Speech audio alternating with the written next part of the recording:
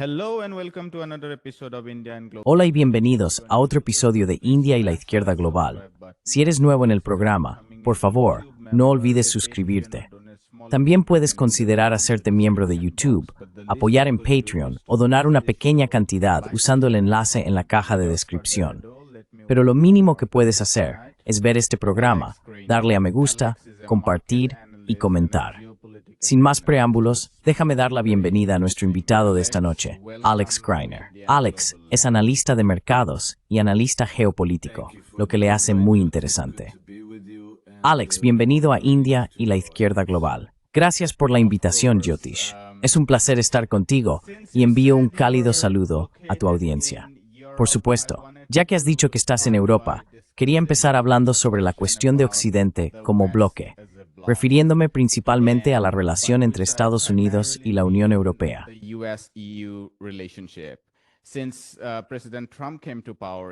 Desde que el presidente Trump llegó al poder, al menos, ha habido algunas especulaciones sobre el futuro de Occidente. Tres cosas, en mi opinión, destacaron. La primera fue Ucrania, donde hubo una breve ventana en la que Estados Unidos parecía estar revisando el antiguo marco de seguridad centrado en la OTAN, mientras que los europeos querían continuar con ese mismo marco. La segunda fue la propia OTAN. ¿Quién debía subvencionarla? ¿Cuánto debía gastarse allí?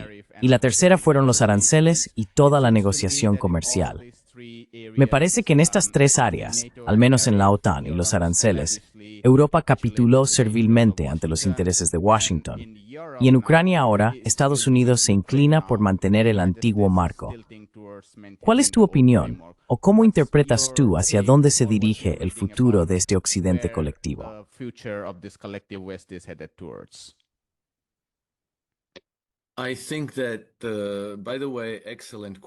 Creo que, por cierto, excelente pregunta, porque probablemente sea una de las cuestiones más importantes que afectan al futuro de la humanidad. Los acuerdos comerciales, los acuerdos geopolíticos, la arquitectura de seguridad del mundo. Creo que las relaciones entre Estados Unidos y Europa están siendo sometidas ahora a una revisión a gran escala. Durante mucho tiempo han surgido muchas preguntas al otro lado del Atlántico, en Estados Unidos, sobre la naturaleza de esta relación. Y creo que había una parte significativa del establishment político estadounidense que no veía la relación de forma favorable.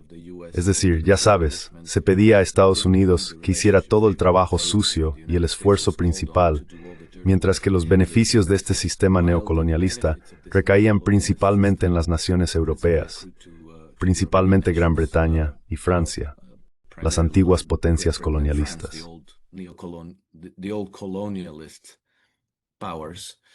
¿Te refieres principalmente al periodo anterior a los años 90, cuando el crecimiento europeo era alto?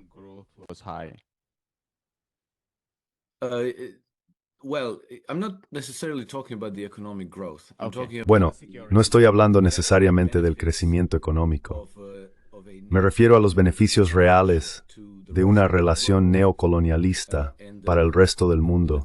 Digamos, el control de los recursos y los beneficios financieros que recaían principalmente en Londres y París, y luego también en Estados Unidos. Pero el coste, en términos de sangre y tesoro, recursos militares, equipamiento y bases militares en todo el mundo, recaía principalmente sobre los hombros estadounidenses. Y sin esto unidos un encontrado bastante impotente desde Sting en tener ese orden global. De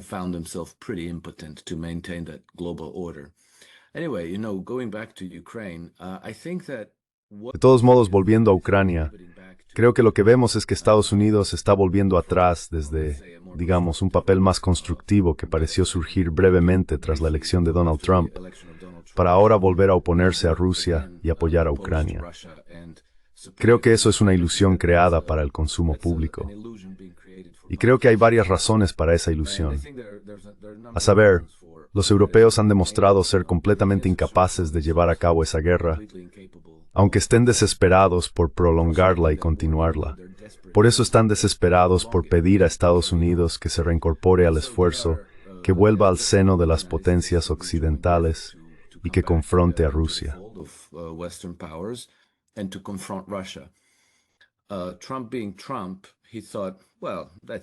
Trump Siendo Trump, pensó, bueno, eso es interesante, así que te venderé armas o proporcionaré armas a Ucrania, pero tienes que pagarlas. Ya no las regalamos, no las prestamos, tienes que pagar. Y puso su precio. Así que tenemos estos acuerdos de armas muy significativos que se han hecho entre Estados Unidos y Europa y que son beneficiosos para Estados Unidos. Pero verás, la parte clave de todo esto es la garantía de seguridad para el gobierno en Kiev, más específicamente para un gobierno alineado con Occidente en Kiev. Esto es, ya sabes, en cuanto a Donald Trump. No, incluso antes de que Donald Trump fuera elegido, esto es lo que las potencias europeas querían desesperadamente. This is what the European powers desperately wanted. And so, already in September of 2024, Así que ya en septiembre de 2024, es decir, más de 2 meses antes de que Donald Trump fuera siquiera elegido, el presidente Zelensky fue a Nueva York para hablar de esto con Donald Trump y le ofreció este acuerdo de recursos de $500 mil millones con la condición de que Estados Unidos siguiera apoyando a Ucrania. Y luego, ya sabes, en febrero, después de la investidura de Donald Trump, en febrero, marzo y después, hubo muchas maniobras de este tipo. Pero lo que los europeos querían era una garantía de seguridad de Estados Unidos para Ucrania. Y si Donald Trump hubiera aceptado esto, lo siguiente que habría ocurrido es que los franceses y los británicos habrían enviado un contingente de tropas sobre el terreno a Ucrania, a las que primero llamaron tropas de mantenimiento de la paz y luego tropas de garantía.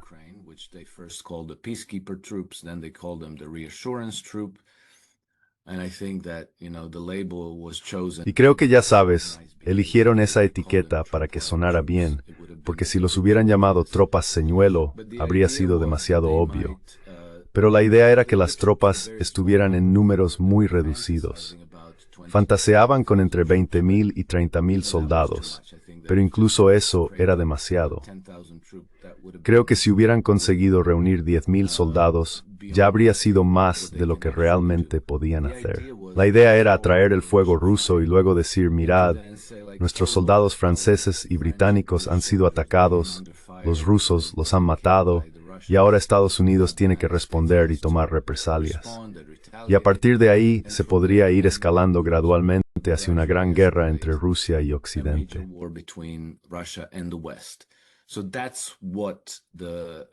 Así que eso es lo que los británicos y los franceses querían lograr. Trump dijo que no. Y entonces, todos estos acuerdos posteriores, en los que Trump finge estar muy molesto con Vladimir Putin, y luego dice, vale, os voy a enviar muchas armas, voy a vender todas estas armas. Ya sabes, estas entregas de armas están en un calendario que es bastante abierto. Van a encontrar una batería de misiles Patriot que entregarán a Ucrania cuando puedan. Entregarán más cuando las fabriquen y más misiles interceptores cuando estén disponibles. Pero estamos hablando de 2026, 2027, 2028 y así sucesivamente. Mientras tanto, los estadounidenses exigen el pago ahora, a corto plazo.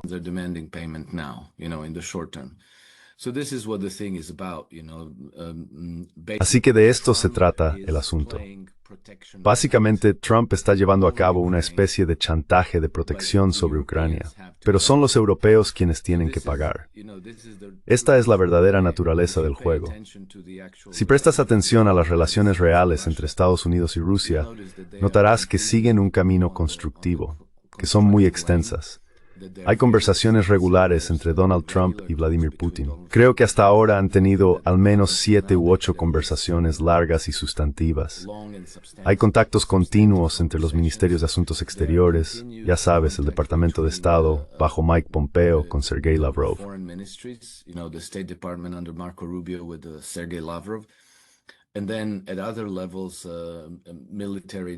Y luego en otros niveles. Militar, inteligencia, comercio. Marco Rubio incluso dejó entrever que ha habido conversaciones secretas. Te aseguro que lo que comunican en notas de prensa y declaraciones públicas es solo para el consumo público. Así que dicen, estamos intentando forzar a Rusia a un alto el fuego, porque eso sería aceptable para la clase política occidental, digamos.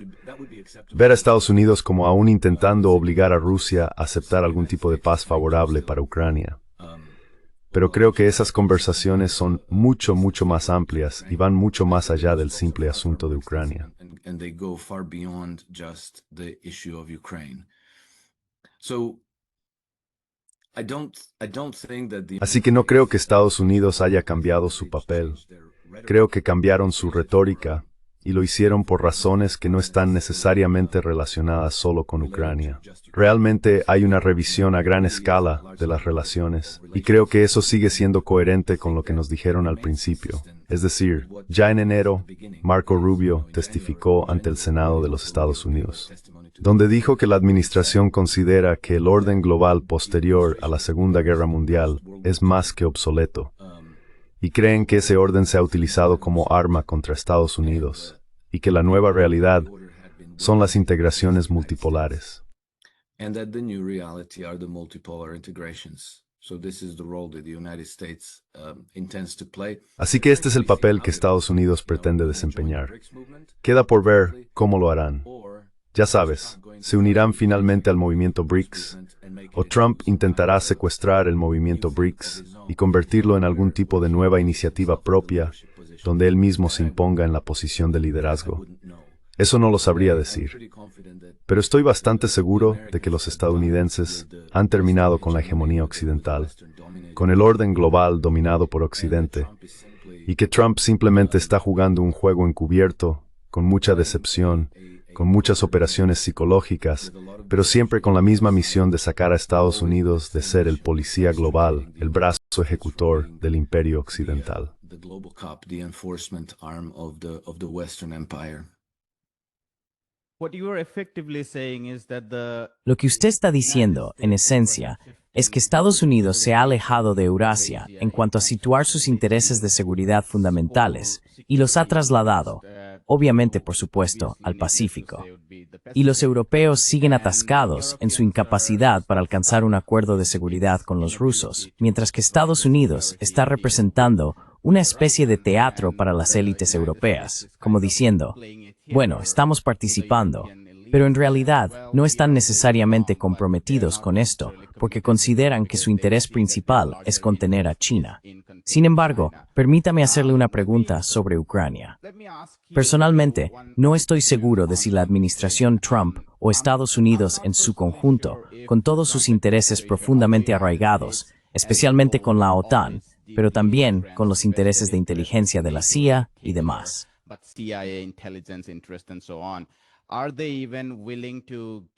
¿Están siquiera dispuestos a renunciar a su interés en Eurasia, así como así?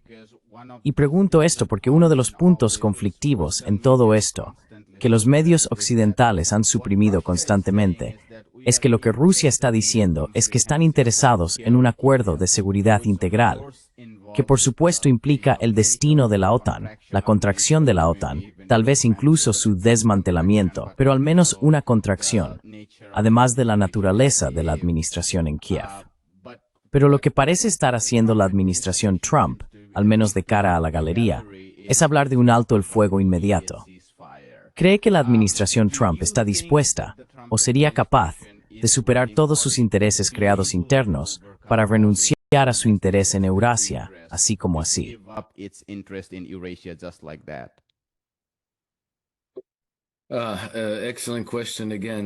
Excelente pregunta de nuevo. Así es como lo veo, Jyotish.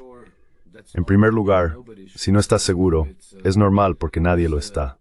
Todo lo que recibimos en público, hay muchas operaciones psicológicas, y la única manera en que puedes intentar averiguar lo que realmente está ocurriendo es prestar mucha atención a los patrones y al contexto más amplio de los acontecimientos. No creo que Estados Unidos quiera renunciar a sus intereses en Eurasia. Eso no va a ocurrir. That's not going to happen. But I think that the United States has a choice of being the Pero creo que Estados Unidos tiene que elegir entre ser el policía global, ya sabes, ser el hegemón que impone su modelo de gobierno por la fuerza de las armas, manteniendo cientos y cientos de bases militares por todo el mundo y tratando constantemente con otros gobiernos a base de ultimátums y fuerza, donde dicen, vais a hacer lo que decimos o si no, y luego se ven obligados a cumplir su amenaza para que todos los demás vean que van en serio. Ese es un enfoque. El otro enfoque es ser el invitado en el banquete global. Que te va a implicar y muy extensa.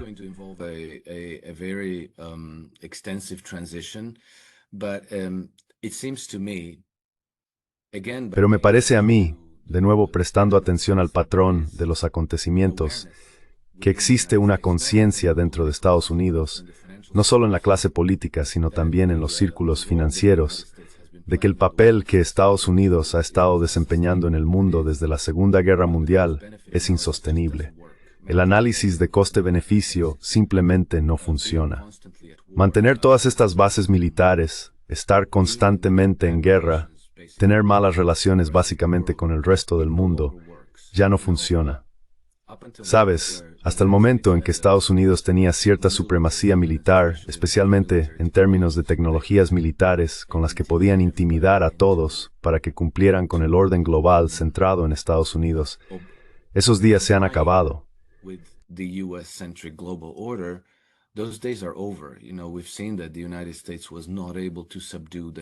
Hemos visto que Estados Unidos no fue capaz de someter a los talibanes en Afganistán después de 20 años intentándolo.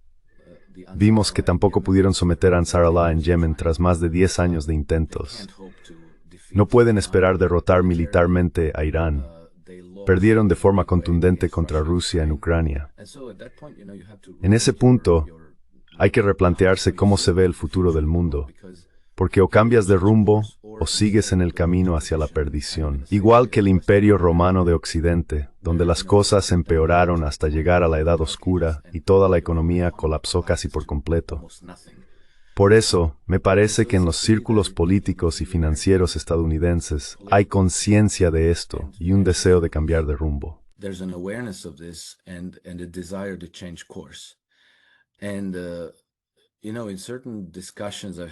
Y en ciertas discusiones que he tenido con otros analistas, nos dimos cuenta de que existe un enfoque diferente hacia la política exterior incluso entre los grandes bancos estadounidenses. Se encuentran bancos como Bank of America y Citigroup, que siguen muy ligados a este enfoque neocolonialista y globalista de la posguerra, y luego hay otros como JP Morgan que están tocando una melodía bastante diferente. Creo que eso es un descubrimiento importante. Algunos bancos europeos que también están en la lista de los demasiado grandes para quebrar, ¿cómo los llamáis? Bancos globales sistémicamente importantes, como los denomina el Banco de Pagos Internacionales, también están muy a favor de la integración multipolar.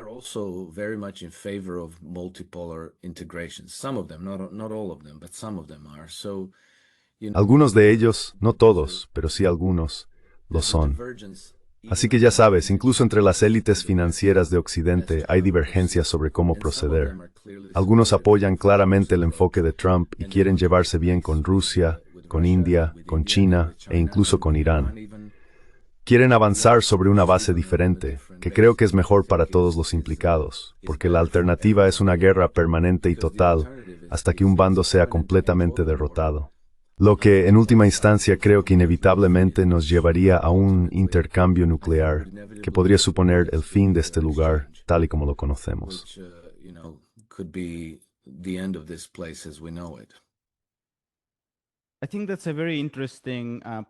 Creo que es un punto muy interesante sobre la división dentro de los intereses financieros.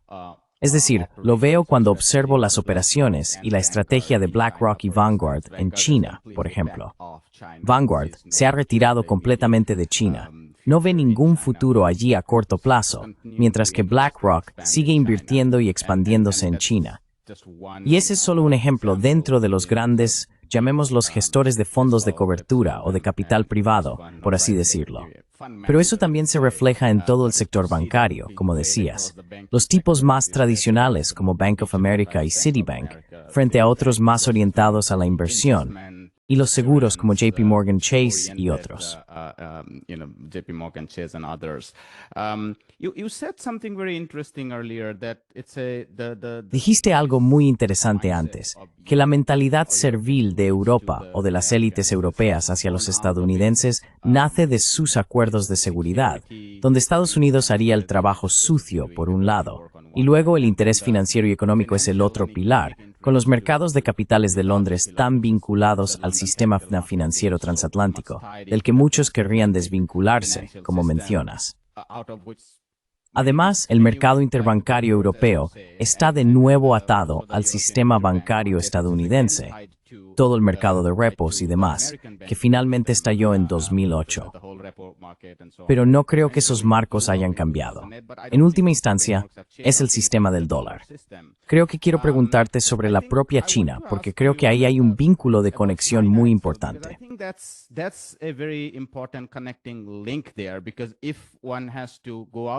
Porque si uno tiene que salir de este nuevo marco colonial para hablar, para pensar en un marco multinacional más genuino, entonces hay que involucrar a la segunda economía más grande, y en términos de PPA, la economía más grande.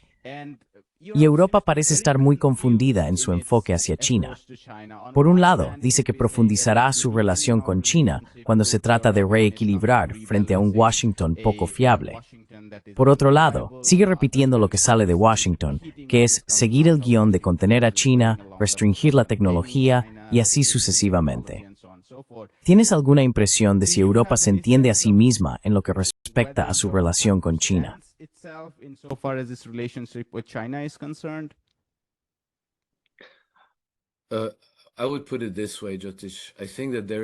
Lo expresaría de esta manera, Jyotish. Creo que en Europa hay comprensión de estos temas, pero las personas que entienden no están necesariamente en posiciones de liderazgo. Pienso que el liderazgo europeo está perdido, desorientado e incoherente porque apostaron todo al proyecto Ucrania.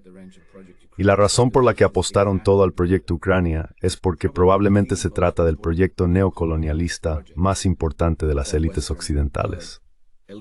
Esto se remonta a más de 100 años atrás, cuando los británicos, tras estudiar la geografía, la geopolítica y la historia de forma muy minuciosa y cuidadosa, concluyeron que para gobernar Eurasia hay que gobernar Europa del Este, ¿verdad?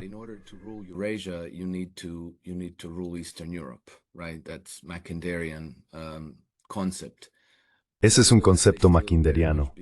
Sin embargo, siguen creyendo firmemente en ello, y por eso llevan preparándose durante muchísimo tiempo para derrotar a Rusia utilizando a Ucrania como proxy. Eso no funcionó.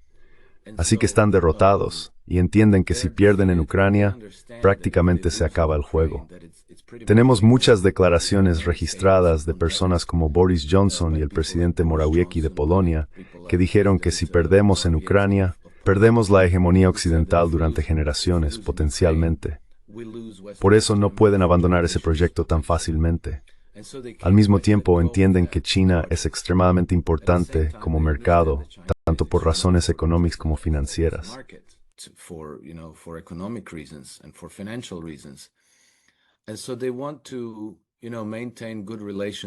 Así que quieren mantener buenas relaciones con China, pero al mismo tiempo perciben que los chinos están apoyando a Rusia, lo que permite a Rusia librar la guerra con éxito en Ucrania. Así que, en el último mes, más o menos desde principios de julio hasta finales de julio, hemos tenido dos reuniones importantes entre los europeos y los chinos. Primero a nivel de ministerios de exteriores, entre Kaja Kallas y Wang Yi, donde Kaja Kallas aprovechó la ocasión para dar una lección a los chinos sobre derechos humanos y democracia, y exigir que dejaran de apoyar a Rusia en su guerra en Ucrania, lo que hizo que Wang Yi, según miembros de la delegación china, se enfadara más de lo que jamás le habían visto. Y luego, a finales de mes, el 24 de julio, tuvo lugar la 25ª cumbre consecutiva China-Europa en Pekín. Y de nuevo, esto fue a un nivel más alto.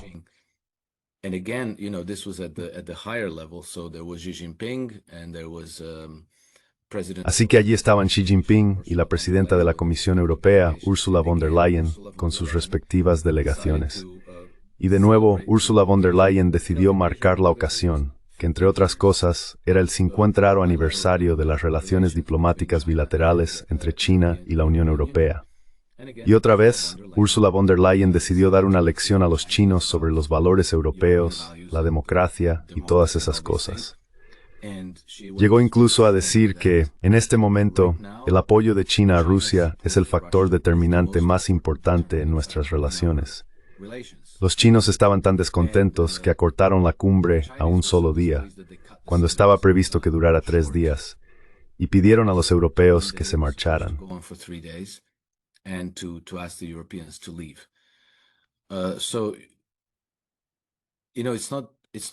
Así que no es que los líderes europeos no reconozcan la importancia de China y de mantener buenas relaciones con los chinos, es que no pueden dejar de lado este proyecto, Ucrania.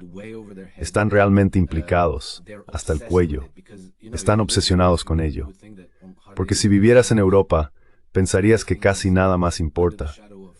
Todo está bajo la sombra de la guerra entre Rusia y Ucrania, la inminente derrota y los preparativos para escalar esa guerra en cuanto estén listos. Ahora se están invirtiendo cientos de miles de millones de dólares en la remilitarización del continente europeo, el rearme, y bueno, con la esperanza de ir a la guerra contra Rusia en algún momento en 2029 o 2030. Ese es el planteamiento. Pero ese es el planteamiento de la clase dirigente europea, de sus élites políticas.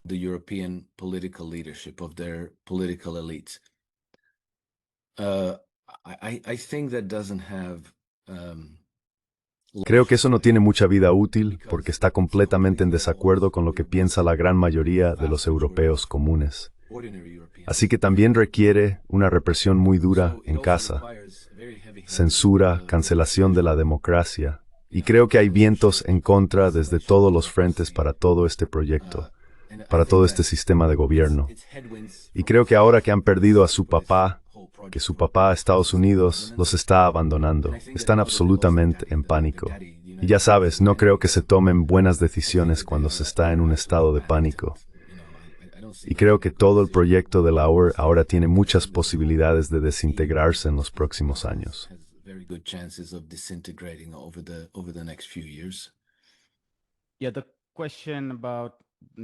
Sí, la cuestión sobre la OTAN y Rusia en particular está generando mucha tensión dentro de la propia Unión Europea, porque Alemania y los países nórdicos están financiando más, y por supuesto, evidentemente, los países del este como Polonia, y el Reino Unido, por supuesto, está ahí, habiendo liderado toda la historia de la rusofobia durante cientos de años. Pero otros como Francia y España, ya sabes, no están tan interesados en perseguir este objetivo. Así que ha habido un enorme descontento dentro del bloque de la OTAN sobre cuánto tienen que presionar para esto. Permíteme cambiar de tema a Asia Occidental, o el Oriente Medio como se le llama en Occidente. West Asia or the Middle East as it's called in the West. I wanted to ask you about Iran in the context of... Quería preguntarte sobre Irán en el contexto de cómo ves la importancia de esta breve guerra para Irán en la geopolítica más amplia, porque hubo un momento, especialmente después del colapso del gobierno de Assad en Siria, en que Occidente tenía una enorme influencia en la región. Y en ese sentido, creo que Irán fue extremadamente crucial. Hay una respuesta en el otro lado, pero es mucho menor que Irán. Muchos argumentarían que la tenacidad que mostraron los iraníes y en muchos aspectos la derrota que infligieron a los israelíes fue muy significativa en términos del equilibrio geopolítico, que ha estado en constante cambio de muchas maneras. ¿Cuál es tu opinión sobre, o cómo ves, la influencia y el impacto de esta guerra en Irán?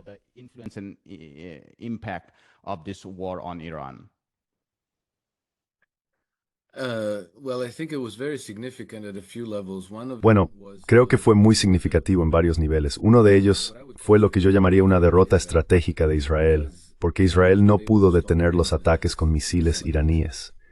Los misiles iraníes han demostrado ser extraordinariamente precisos y extremadamente efectivos, y han causado una enorme devastación en el Estado de Israel, que es pequeño, débil, sobreextendido, exhausto, y está librando guerras en prácticamente 7 frentes. Otro aspecto muy significativo, por lo tanto, para concluir, salvo que se utilicen armas nucleares, no hay manera de que Israel derrote a Irán.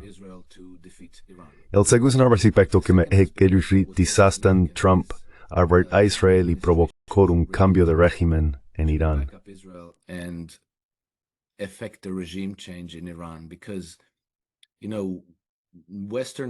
Porque ya sabes, los medios occidentales hablan mucho sobre el programa nuclear iraní. Y todo el axioma no dicho es que no se puede permitir que los iraníes tengan un arma nuclear. ¿Por qué esto nunca se cuestiona? No lo sé. Pero lo que está claro para quienes prestan atención es que si tienes un arma nuclear, tienes seguridad.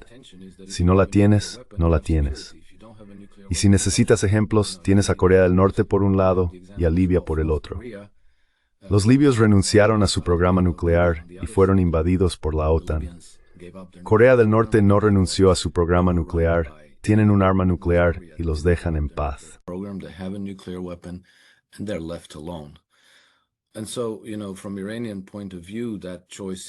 Y así desde el punto de vista iraní, esa elección es bastante obvia. Ahora bien, ellos tienen una fatwa religiosa en contra de esto, porque en el Islam, de hecho al contrario de estos yihadistas controlados por la inteligencia occidental, bajo el Islam está prohibido matar a un no combatiente, a una persona desarmada. Y la fatwa contra las armas nucleares existe porque si se utiliza un arma nuclear, no se puede evitar matar a un gran número de no combatientes, de civiles inocentes. Pero los iraníes disponen de otras armas que quizás sean más efectivas porque no destruyen grandes áreas del territorio enemigo. Más bien, pueden atacar con gran precisión la infraestructura militar y económica directa de sus enemigos.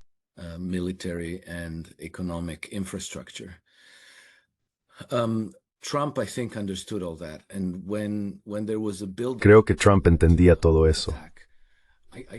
Y cuando se estaba gestando ese ataque pensé, simplemente observando el equilibrio estratégico de fuerzas en la región, que un ataque estadounidense contra Irán sería tan idiota que o bien no iba a suceder, o bien sería algún tipo de demostración de fuerza telegrafiada y prearreglada para el consumo público que lograría prácticamente nada. Y pensé que lo sabríamos con certeza si la represalia iraní también era prearreglada, coreografiada, una represalia falsa que tampoco lograría nada. Y eso es exactamente lo que ocurrió. Luego Trump salió y dijo, muy bien, hemos completamente... ¿Cuál era la palabra en la que insistía?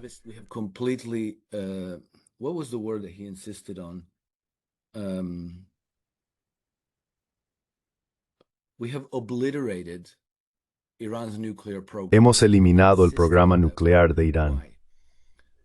Y él insistió en esa palabra. ¿Por qué? Insistió en esa palabra porque el programa nuclear era la justificación para la guerra contra Irán. Así que, una vez eliminado el programa nuclear, ya no hay justificación. Ya sabes, las potencias occidentales, siendo estas democracias liberales, no pueden salir y decir, bueno, queremos provocar un cambio de régimen y queremos instalar democráticamente a un Shah, ¿verdad? En Irán, quien estaría alineado con Israel y con las potencias colonialistas occidentales, tienes que fingir que estás previniendo un mal mayor, que es el programa nuclear.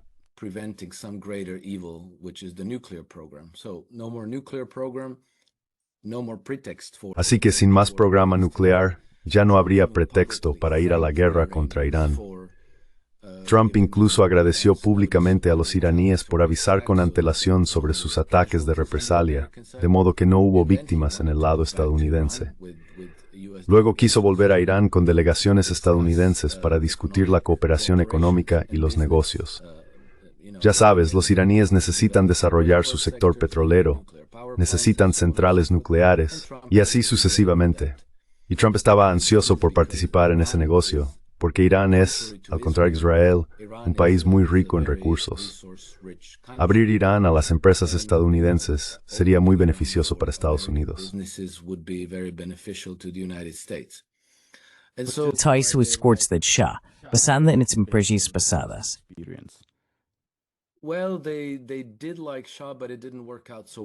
Bueno, les gustaba el Shah, pero no salió tan bien. Y eso es, de nuevo, el modelo de gobernanza en el que impones tu dominio, en el que impones a tus propios gobernantes y luego tienes que proporcionarles protección. Vimos que esto fracasó de manera muy espectacular en Afganistán, porque en agosto ya van a ser 4 años, en agosto de 2021, Estados Unidos tuvo que retirarse finalmente de Afganistán.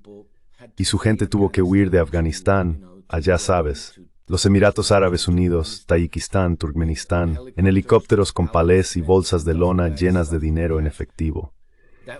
Eso fue una señal muy clara para todo el mundo y un reconocimiento de que Estados Unidos ya no puede proteger a sus marionetas. Así que ese modelo de gobernanza ya no funciona. Y le preguntaron a Trump si quería un cambio de régimen en Irán, y él dijo no, no quiero. Fue explícito al respecto. Es Israel quien quiere un cambio de régimen. Esto es también lo que ha dicho Michael Wolff, quien ha escrito varios libros sobre Trump, casi un biógrafo, que Trump no quiere un cambio de régimen en Irán.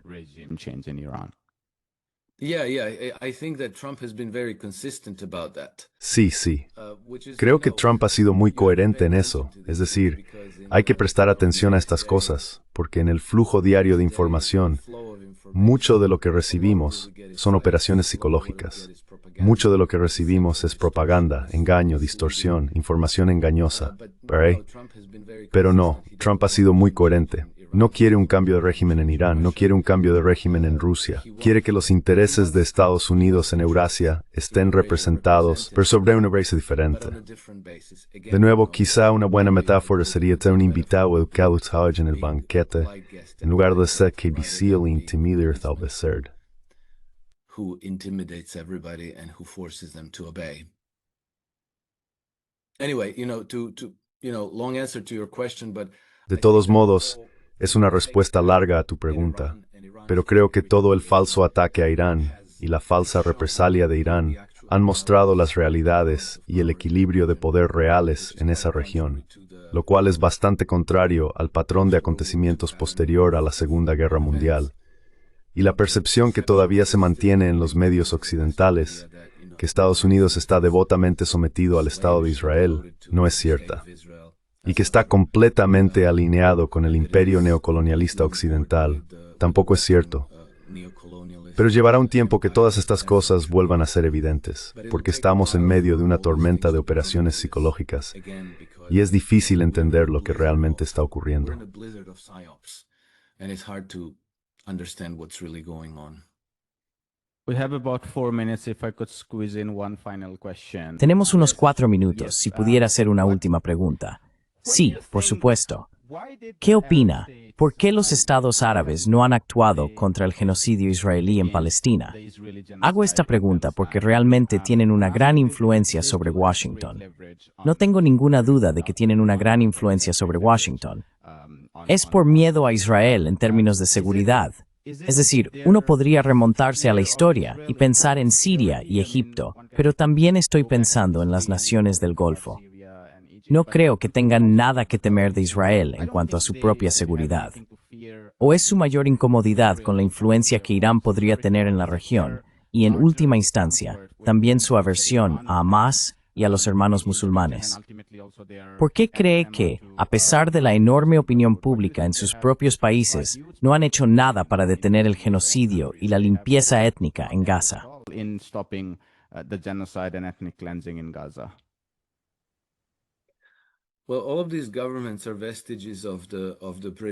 Bueno, todos estos gobiernos son vestigios de la geopolítica británica. Todos han sido establecidos como gobernantes títeres para los intereses occidentales tras la Segunda Guerra Mundial, y algunos incluso antes. Así que durante décadas se han hecho dependientes de Occidente. No tienen ejércitos significativos. Dependen de la exportación de recursos a países occidentales. Y eso significa que tienen grandes saldos de efectivo y otros tipos de inversiones en bancos occidentales, principalmente en la Reserva Federal de Estados Unidos, pero también en bancos europeos y británicos. Y ya sabes, vieron lo que le ocurrió a Rusia cuando desafió a Occidente. Rusia tenía entre 300.000 y 400.000 millones de dólares en bancos occidentales, que en cuanto entraron en conflicto con Occidente, fueron congelados.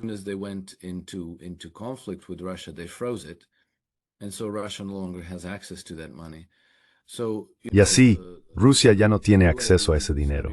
Entonces ya sabes, Emiratos Árabes Unidos, Arabia Saudí, Omán, Qatar y así sucesivamente tienen cientos de miles de millones de dólares en bancos occidentales. Y por eso tienen un miedo mortal a desafiar a Occidente, porque eso podría ocurrirles a ellos. Si Occidente se atrevió a hacerle eso a un país con armas nucleares, ¿de qué serían capaces con estos pequeños estados esencialmente indefensos, que además tienen bases militares estadounidenses y británicas por todas partes? Así que no solo están sujetos a chantaje económico y financiero, también están expuestos a revoluciones de colores, primaveras árabes, asesinatos políticos, derrocamientos, etc. Así que estos gobernantes son débiles. Para su propia seguridad, dependen de las potencias occidentales. Sus economías dependen de las potencias occidentales. Por eso no se atreven a desafiar a Occidente.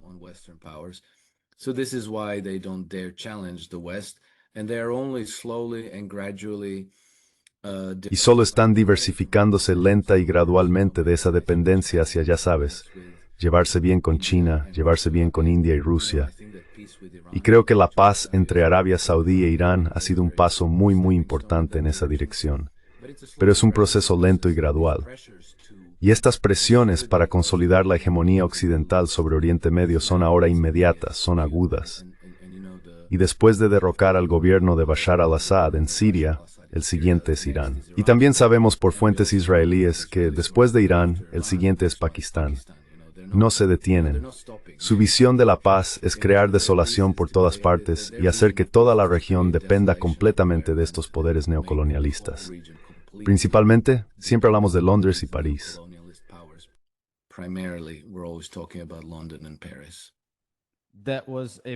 Ese fue un punto muy importante sobre la dependencia de los estados del Golfo respecto a Occidente.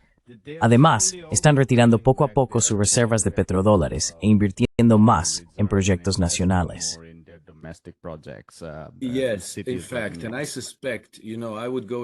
Sí, de hecho, y sospecho, me atrevería a decir que sospecho, que los saudíes tienen este proyecto insensato llamado NEOM, que no tiene sentido, tanto como todo el movimiento LGBT. Pero está en la línea del gran reinicio, así que a la gente del Foro Económico Mundial le encanta. Y creo que los saudíes lo están haciendo no porque realmente crean en ese proyecto, sino porque es una forma de justificar el uso de esos cientos de miles de millones de dólares que tienen en bancos occidentales y traer ese dinero para que circule en su economía doméstica. Creo que por eso lo están haciendo.